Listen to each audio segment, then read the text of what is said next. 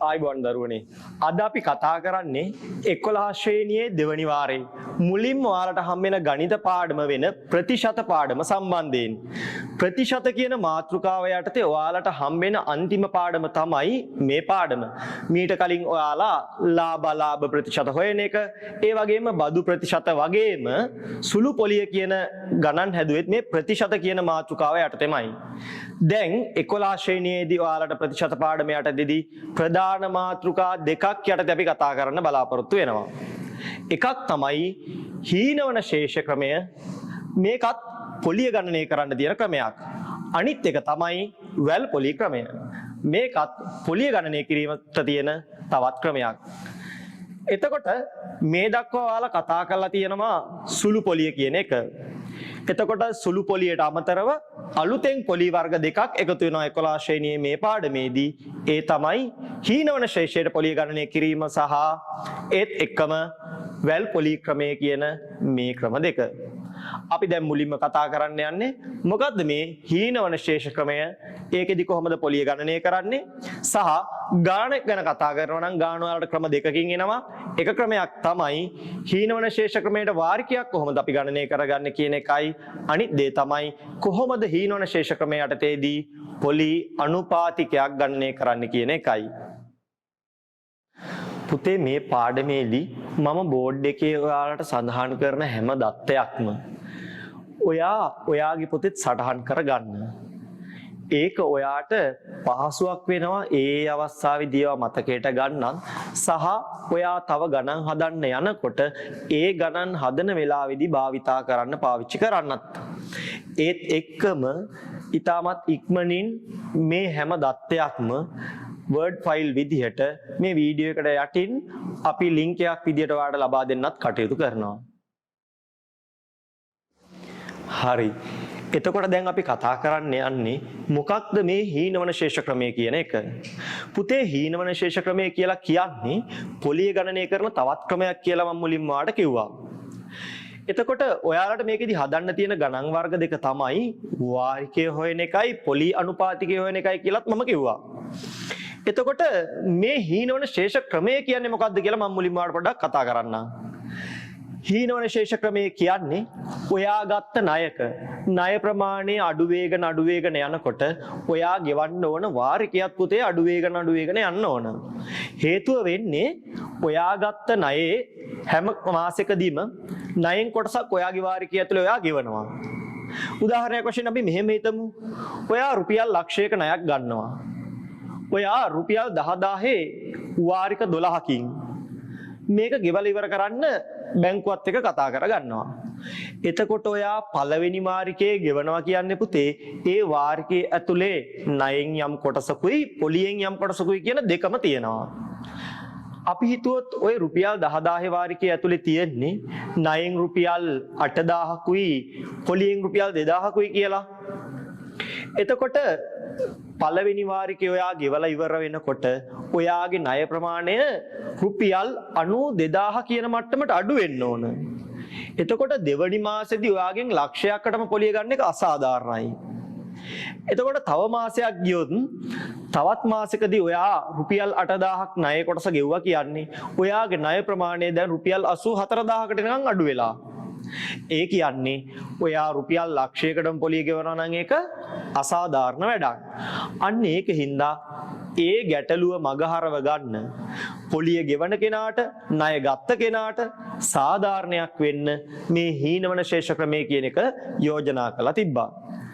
හීනවන ශේෂ ක්‍රමයේදී පොලිය ගණනය කිරීමේ කොහොමද සිද්ධ වෙන්නේ කියලා අපි පොඩි උදාහරණයක් පාවිච්චි කරගෙන ඊළඟට කතා කරනවා. හරි පුතේ. දැන් අපි හදන්නේ හීනවන ශේෂ ක්‍රමය යටතේ වාරිකයක් ගණනය කරන්නේ කොහොමද කියලා හොයාගන්න. ඔයා මේ වෙනකොටත් මේ ගාන හදන්න උත්සාහ කරලා තියෙන කෙනෙක් නම් ඔයාට තේරෙන්නේ නැති මේ ගානේ පියවර ගොඩක් තියෙන සංකීර්ණ ක්‍රියාවලියක් තියෙනවා කියලා. ඒක මතක තියාගන්න පොඩක් අමාරුයි කියලා. අනේ අපහසුතාවයේ නැති වෙන්න මම අද කියලා දෙනවා ඔයාලට කෙටි ක්‍රමයක්. එක වචනයක්. ඔයාට පුළුවන් මේ වචනේ මතක තියාගෙන මේ ගාන ලේසියෙන්ම හදා ගන්න. අපි බලමු මොකද්ද මේ වචනේ කියලා.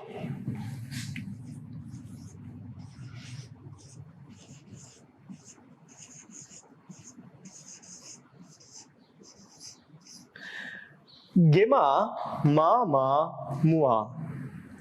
අපි ලියාගත්ත වචනේ තමයි ගෙමා මාමා මුවා. අපි බලමු මේ ගෙමා මාමා මුවා කොහොමද අපිට උදව් කරන්නේ කියලා මේ වාරිකය ගණනය කරගන්න. අපි බලමු කවුද මේ ඉන්නේ කියලා. මේවා මේ තියෙන පුතේ වාරිකය. එහෙනම් ගානේ අන්තිමේටම ඔයාට හොයාගන්න තියෙන්නේ වාරිකය. ඔව් කොහොමත් ගානේ කතා කරන්නේ ගැන තමයි. අපි බලමු එහෙනම් ඊට කලින් මොකද්ද? වාරිකය හොයාගන්න කලින් ඔයාට ඕන වෙන දත්ත තමයි පුතේ මෙතන තියෙන්නේ.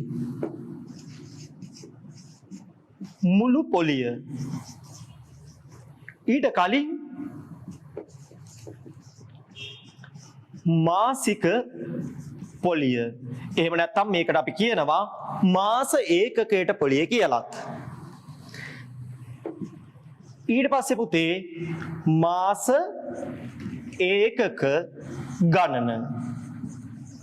මේක ඔයා මීට කලින් අහලා නැති එකක්. ඒක අපි පස්සේ පැහැදිලි කරනවා. ඊළඟට මාසික ණය කොටස.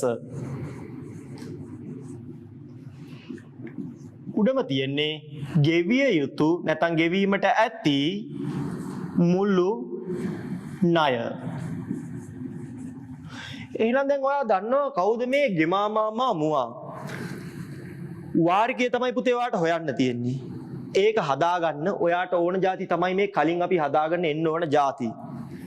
පළවෙනියටම ගෙවිය යුතු ණය මුදල. මාසික ණය කොටස.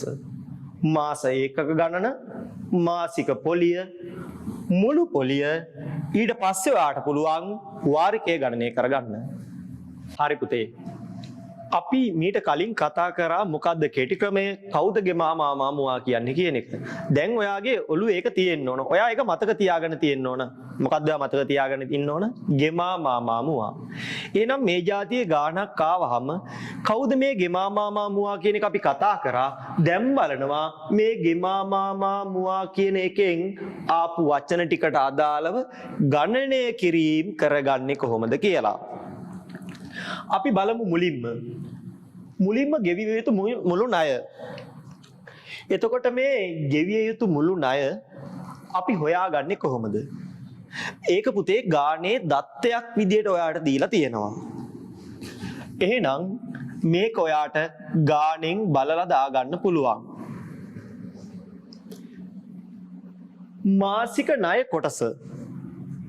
මාසික ණය කොටස කියන එක ඔයා ගණනය කරගන්න ඕන දෙයක්. මාසික ණය කොටස ඔයා ගණනය කරගන්නේ මුළු ණය බෙදනවා පුතේ මාසික වාරික ගණනෙන්. මුළු ණය මාසික වාරික ගණනෙන් බෙදුවම ඔයාට හොයාගන්න පුළුවන් මාසික ණය කොටස කොච්චරද කියලා. ඊට පස්සේ පුතේ ඔයාලට තියෙන්නේ මාස ඒකක ගණන. ඒකට පොඩි සූත්‍රයක් තියෙනවා. n බෙදීම 2යි n ධන 1. කවුද මේ සූත්‍රයේ n කියන්නේ? n කියන්නේ පුතේ වාරික ගණන. ඔයා වාරික ගණන දන්නවා නම් ඔයාට මාසයක ගාන හොයා ගන්නත් පුළුවන් මෙන්න මේ සූත්‍රයට ඒක ආදේශ කරලා. ඊට පස්සේ අපි යනවා මාසික පොලියට. එහෙම නැත්නම් අපි මේකෙදි කියනවා මාස ඒකකයට පොලිය කියලා. ඒක හොයාගන්නේ මාසික ණය ගුණ කරනවා පොලි අනුපාතිකයෙන් ගුණ කරනවා 12න් 1න්. පුතේ මේ මාසික ණය කියන එක පොලි අනුපාතිකයෙන් ගුණ කරලා 12න් 1න් ගුණ කරන්න හේතුවක් ඇතුව. පොලි අනුපාතිකය ඔයාට වාර්ෂිකවනේ දෙන්නේ. වාර්ෂික පොලි අනුපාතිකය මාසික පොලි අනුපාතිකයක් කරගන්නයි ඔයා මෙතන 12න් 1න් ගුණ කරන්නේ.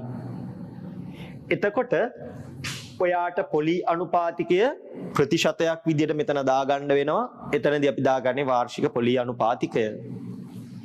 ඊට පස්සේ මුළු පොලිය. මුළු පොලිය කියන්නේ පුතේ මාසික පොලිය ගුණ කරනවා මාස ඒකක ගණනින්. මාසික පොලිය මාස ඒක ගාණෙන් ගුණ කරාම ඔයාට මුළු පොලිය එනවා. අවසානයේදී අපිට ගාණේ හදන්න කියලා තියෙන ඔයාගෙන් අහලා තියෙන වාරිකය. වාරිකය කියන එක සමාන වෙන්නේ පුතේ ඔයාට ගෙවන්න තියෙන මුළු ණය සහ ඔයාට ගෙවන්න තියෙන මුළු පොලිය කියන මේ දෙකේම එකතුව ඔයා බෙදා ගන්නවා ඔයාට ගෙවන්න තියෙන වාරික ගණනින්. මෙන්න මේ ක්‍රමවේදය ඔස්සේ ගියාම ඔයාට පුළුවන් වාරිකය ගණනය කරගන්න. ගෙවිය යුතු මුළු මුදල ඔයා මුලින් හොයනවා. ඒක දත්තයක් විදියට දීලා තියෙනවා. එහෙම තිබුණ නැත්නම් ගානේවාට මේක පහසුවෙන්ම හොයාගන්න උපකාරයක් දීලා තියෙනවා. මාසික ණය කොටස කියන එක මුළු ණය මාසික වාරික වලින් බෙදලා ඔයාට හොයාගන්න පුළුවන්. මාස එක ගාන n බෙදීම 2යි n ධන 1 කියන සූත්‍රයෙන් ඔයාට හොයාගන්න පුළුවන්. n කියන්නේ වාරික ගාන කියන අගය ආදේශ කරගත්තම මාසික පොලිය කියන්නේ මාස ඒකකයට පොලිය කියන්නේත් මෙයා තමයි. මාසික ණය පොලි අනුපාතිකයෙන් ගුණ කරලා ආපහු 12න් එකෙන් ගුණ කරනවා. මුළු පොලිය මාසික පොලිය මාස එක ගානෙන් ගුණ කරාම ඔයාට මුළු පොලිය එනවා. වාරිකේ හොයන්න වෙන්නේ මුළු ණය මුළු පොලියෙන් එකතුවෙන් වාරික ගණනෙන් බෙදනවා. ඔයා මේ දෙක එකතු කරලා තමයි බෙදන්න ඕන. දැන් අපි මේ ඉගෙන ගත්ත ක්‍රමය මේ ඉගෙන ගත්ත පියවර ටික එක ගැටලුවක් පාවිච්චි කරලා කොහොමද කරන්න කියලා අපි කතා කරනවා. හරි පුතේ. අපි දැන් කතා කරන්න යන්නේ කොහොමද අපි කලින් කියපු පහසු ක්‍රමයේ පාවිච්චි කරලා මේ හීනවන ශේෂ ක්‍රමයේ යටතේ වාරිකයක් ගණනය කරන්න කියලා. මම කොහොමද මතක තියාගන්න ඕන ගෙමා මාමා මුවා කියන ඒ තනි වචනය. ඔව් ඒ වචනේ කොහොමද අපි උදව් කරගන්නේ ගානට? මට ගාන දුන්න ගමන් මම ලියා ගන්නවා ගෙමා මාමා මුවා කියන වචනය. මේ එයාට අදාළ අකුරු වලට අදාළ වාක්‍ය ටිකත් මම ලියා ගත්තා. දැන් අපි බලමු කොහොමද ගාන තියන්නේ කොහොමද අපි ඒ ගාන හදන්නේ කියලා. තියෙනවා රුපියල් 35000ක් වටින මේසයක්. මුලින් රුපියල් 5000ක් ගෙවා ඉතිරිය සමාන මාසික වාරික 15කින් ගෙමානිම කිරීමට ලබාගත හැකිය. ණය සඳහා 118ක වාර්ෂික පොලියක් අය කරයි නම් මාසික වාරිකය ගණනය කරන්න. පුතේ මේකේ ඔයාට වැදගත් වෙන දත්ත තියෙනවා. 35000ක් වටිනවලු ඔයා රුපියල් 5000ක් ගෙවනවලු මුලින් වාරික ගාන 15යිලු ඒ වගේම 118ක වාර්ෂික පොලියක් තමයි අය වෙන්නේ. ඒ වැදගත් දත්ත ටික මම highlight කරගත්තා. මේ ගාන ඔයාට කියව ගන්න පහසු වෙන්න ගත්තේ මම අච්චුපතෙන්. අච්චුපතේ අභ්‍යාසයේදී ඔයාට තුන්වෙනි ගාන විදියට මේ ගාන හොයා ගන්න පුළුවන්. අපි බලමු දැන් ඒ ගාන හදන හැටි. ගෙමා මාමා මුවාට අදාළ වාක්‍ය ටික තියෙනවා. මුලින්ම ගෙවිය යුතු ණය 35000ක් වටින එකක් 5000ක් ගෙවලා ඔයා ගත්තේ. එහෙනම් ඔයාගේ ණය අපි කොහොමද හදන්නේ බලමු. ඔයාට පුළුවන් රුපියල් 35000න් ඔයා මුලින් ගෙවපු රුපියල් 5000 මුදල අඩු කරගන්න. එතකොට ඔයාට එනවා රුපියල් 30000යි කියලා. මාසික ණය කොටස පුතේ ඔයාගේ මුළු ණය 30000යි. ඔයාට ගෙවන්න තියෙනවා මාසික වාරික 15ක්. මේ 30000 ණය සමාන කොටස් 15කට වෙන් වෙනවා. එහෙමනම් ඔයාට පුළුවන් මේ මුළු ණය 30000 කියන අගය බෙදා ගන්න 15න්. එතකොට ඔයාට එනවා රුපියල් 2000ක් කියලා. මේ ඔයාගේ මාසික ණය කොටස. දැන් ඔයාට හොයන්න තියෙන්නේ මාස ඒකක ගාන. මම කිව්වා ඔයාට සූත්‍රයක් n බෙදීම 2යි n ධන 1 කියලා. මේක n වෙනුවට ගන්නේ මාස ඒකක ගාන නැත්නම් වාරික ගාන කියලාත් මම කිව්වා. එහෙනම් n වෙනුවට මම වාරික ගාන නැත්නම් ඔයාගේ ණය ගෙවන්න තියෙන මාස ගාන වෙච්ච 15 ආදේශ කරනවා. 15 බෙදීම 2යි 15 ධන 1යි.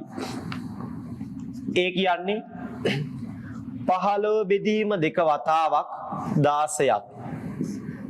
මේ විදිහට සුළු කරාම 15 වරක් 8න් 120 කියන අගය ඔයාට එනවා මාස ඒකක ගණන විදිහට. දැන් ඔයාට හොයාගන්න ඕන මාසික පොලිය.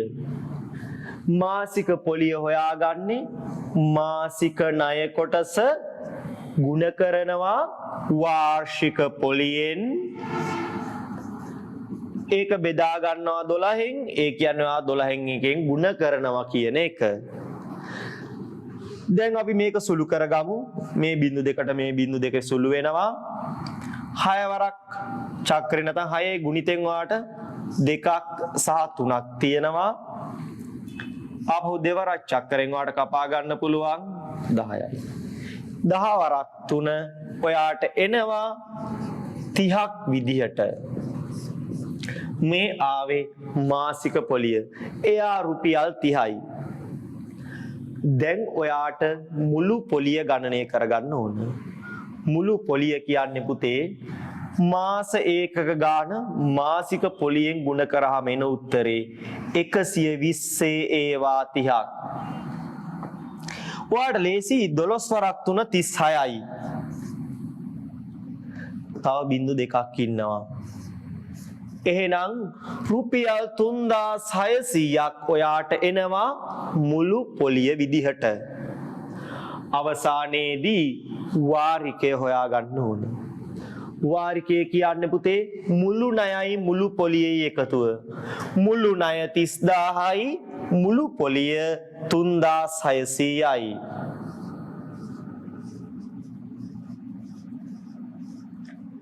ඒ දෙන්නගේ එකතුව ඔයා බෙදා ගන්න ඕන ඔයාට තියෙන වාරික ගානෙන්. ඒ කියන්නේ 15න්. ඒ කියන්නේ මේ දෙන්නගේ එකතුවනේ 33600 කියන අගය ඔයා බෙදනවා 15න්. එතකොට ඔයාට උත්තරේ විදියට එනවා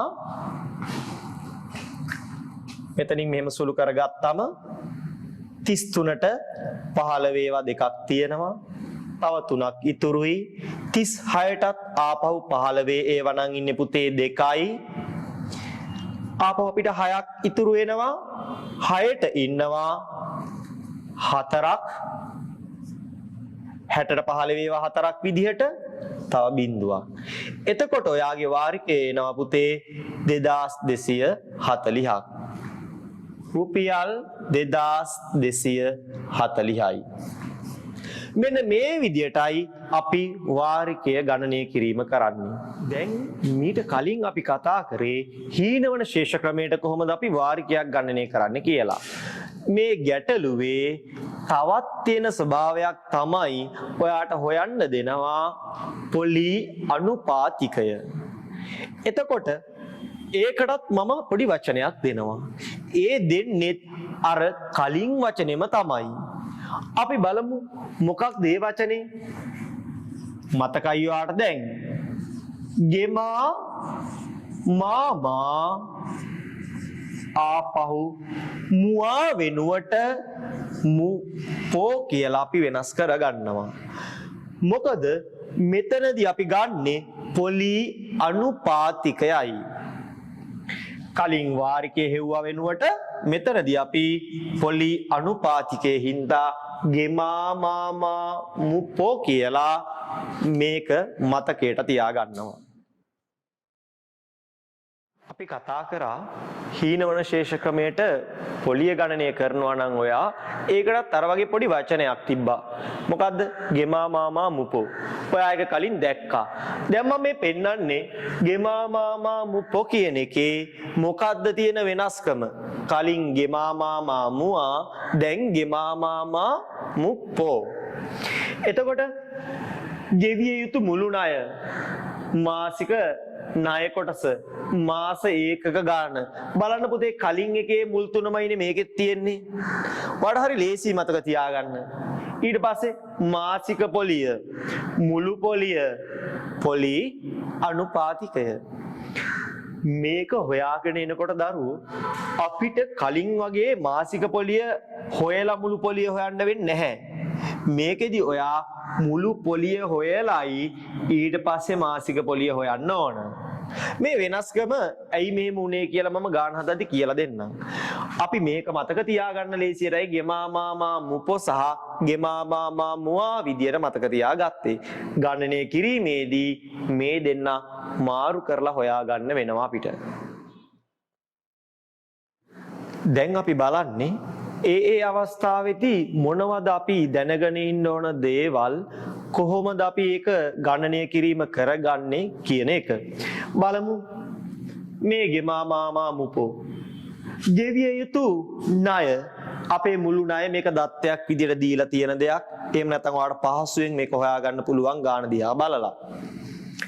මාසික ණය කොටස මුළු ණය වාරික ගාණෙන් බෙදුවාම මාසික ණය කොටස එනවා. මාසයක ගාන අපි කලිනුත් කතා කරා පුතේ n බෙදීම 2යි n ධන 1 කියන සූත්‍රයෙන් n වෙනුවට මාසික වාරික ගාන දැම්මාම ඔයාට මාස ඒකක ගාන හොයාගන්න පුළුවන්. මුළු පොලිය මම කලින් ඔයාලට මතක් කරා මේකෙදි මාසික පොලියට කලින් මුළු පොලිය හොයන්න වෙනවා. මුළු පොලිය හොයන්නේ වාරික ලෙස අපි ගෙවපු මුළු මුදලෙන් අපේ මුළු ණය අඩු කරලා. මාසික පොලිය අපිට අර ලැබුණු මුළු පොලිය එයාව බෙදා ගන්න ඕන මාස ඒකක ගණනෙන්. දැන් අපිට පුළුවන් පොලි අනුපාතිකය මේ වාර්ෂික පොලි අනුපාතිකය මෙයාව ගණනය කරගන්න.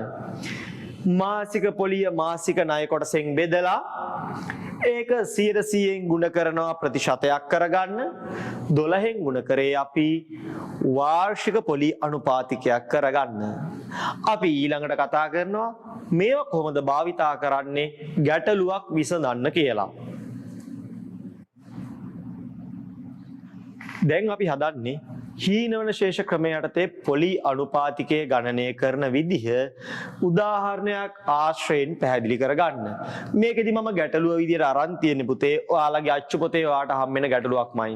මේ අභ්‍යාසයේ හම්බෙන ගැටලුව මම ගන්නෙ ඔයාට වඩා පහසුවක් වෙන්න මේවා විසඳද්දි නැවතත් ගාන අච්චු පොතෙන් බලා ගැනීමේ හැකියාවකුත් ලැබෙන හින්දා. අපි මුලින්ම බලමු ගානේ මොකද්ද කියලා තියෙන්නේ කියලා. ගානේ කියන්නේ 36000ක් වටින ශීතකරණයක්. මුලින් රුපියල් 6000ක් ගෙවලා ඉතිරිය 1500 ගානේ වාරික 24කින් ගෙවන්න ගන්න පුළුවන්ලු. හීනෝන ශේෂ ක්‍රමයට පොලි අනුපාතිකය ගණනය කරන්න කියලා අපිට කියනවා. අපි මුලින්ම බලමු ගෙවිය යුතු ණය කොච්චරක්ද කියලා.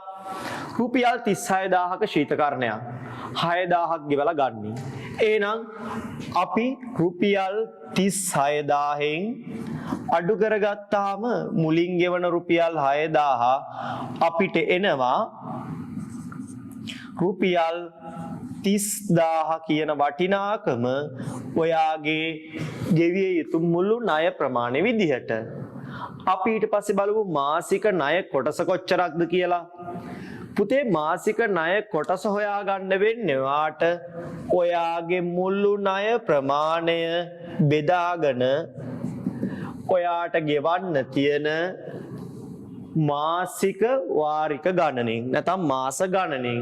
එතකොට ඔයාට 30000 24න් බෙදා ගන්න වෙනවා.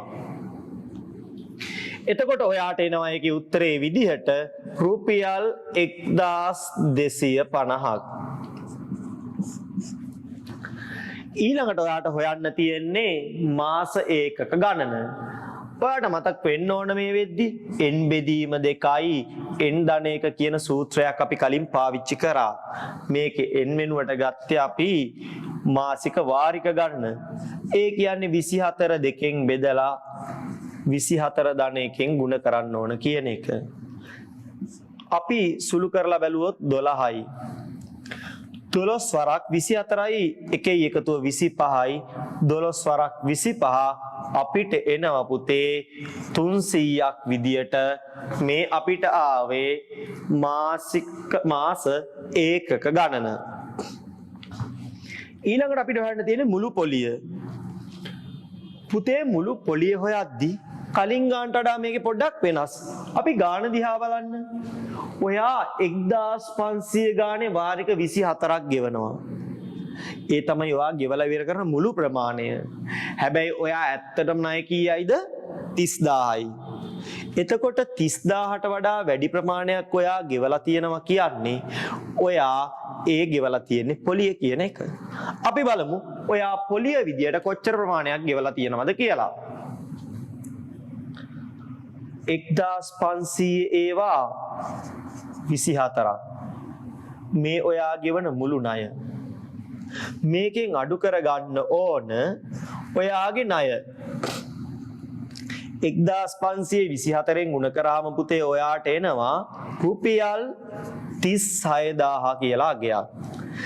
ඒකෙන් 30000 අඩු කරාම ඔයා ඇත්තටම ණය වෙලා පොලිය විදියට ගෙවන අගේවාට එනවා රුපියල් 6000ක් කියලා.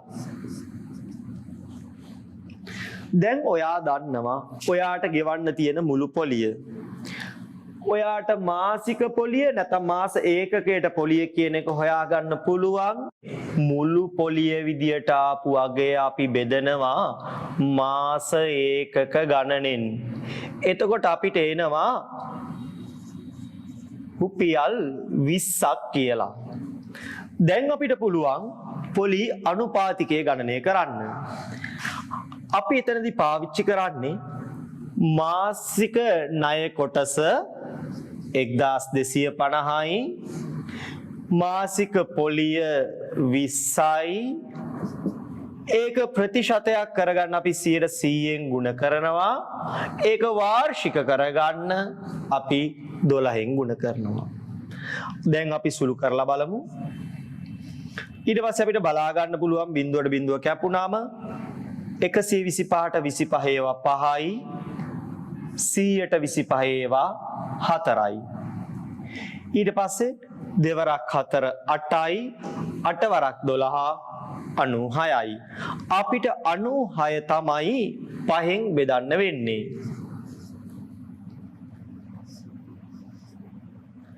එතකොට අපිට මේකේ අගේ එනවා ඔයාලට පහසෙන් පුතේ මේක හදාගන්න පුළුවන් මේ 96 බෙදීම 5 කියන එක 96 දෙගුණය 192යි. ඒක 10න් බෙදුවාම එන උත්තරේමයි. ඒ කියන්නේ 19.2ක් විදියට අපිට ඒකේ උත්තරේ ලබා ගන්න පුළුවන්. මතක තියාගන්න ඒ කියන්නේ පොලිය විදියට දශම අගයන් පවා ඔයාට එන්න පුළුවන් කියන එක.